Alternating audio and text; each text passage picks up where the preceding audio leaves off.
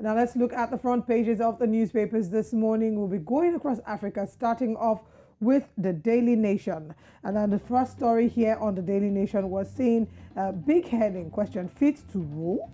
That's a question, fit to rule. And they're asking questions here. Running mate effect in Mount Kenya. The naming of Miss Kerwa as Mr. Odinga's running mate has bolstered the Azimio campaign. Professor Jitile Nedfuli says this election will be won by the running mates, and Kerwa and Gachagua know it. That's the details of that story. Now the top story here, we can see at the top of the paper, teachers ration food on high costs. Now there's a subheading here, says why your son or daughter could come home thinner this week. A rally in commodity prices has forced teachers and school administrators who are not allowed to raise fees in a bid to keep the cost of education low to start rationing the amount of food they serve their students and pupils, whilst others have revised their menus. This particular story hits home, Osalgi, because I went to a boarding house and I know how it was when it came to the portion of food that we're given at the time. Boarding house in my time wasn't what it should be, because a lot of us felt like we were suffering just by being in boarding houses and the kind of portions that we had. So this just sort of takes me back in time, and I'm hoping that the government of Kenya looks into this as well. Two more stories here. IEBC bows to pressure on manual to register. That's of course the Independent Electoral and Boundaries Commission. They're allowing the use of the manual register of voters alongside the digital one after a meeting with the presidential candidates in Kiambu County. Now, final story here. How murdered Kasarani 4 spent last days. Now, how murdered Kasarani 4 spent their last days. We've been following up with the story. One of the victims had just returned to the city after a trip to Diani, while two others scarcely spent time in their rented apartments.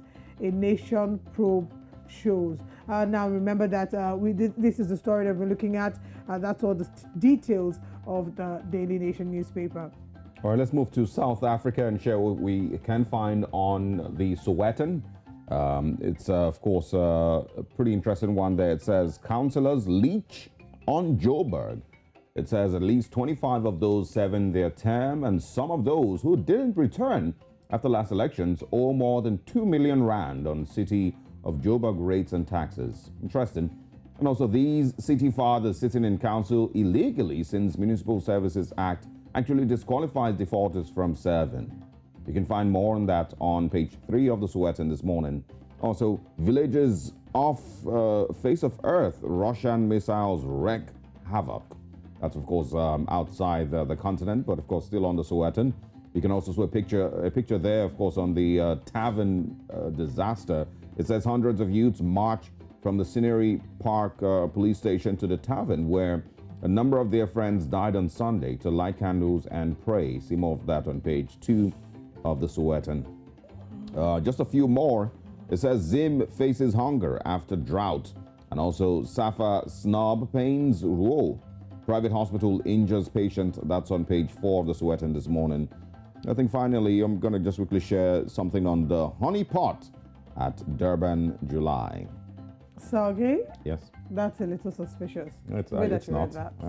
We probably need to read more and find out what this honey pot you're speaking about is on page 16 of the Sowetan. I'll take you away, let's move away from Osalge's honey pots in South Africa and come back to Nigeria. The front page of the Daily Trust newspaper.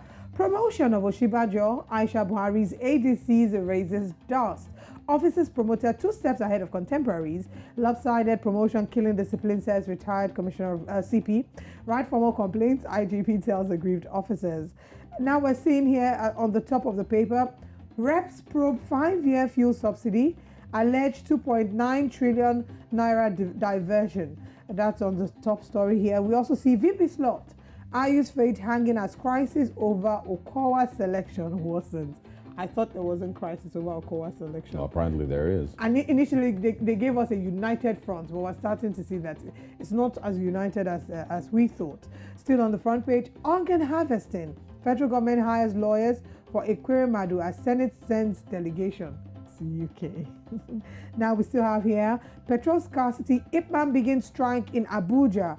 Others over 50 billion naira claims. We're still on this conversation about petrol scarcity. Kaduna to recruit 10,000 teachers after sacking 2,357. Now, still on page 5, we have 2,550 pilgrims may miss out Hajj. I'll take that again. 2,550 pilgrims may miss Hajj. Operators cry out. If you'd like to find out why they may miss Hajj and what the operators are thinking, get a copy of the Daily Trust and look at page 5. And the final story, Senate confirms Buhari's ministerial nominees.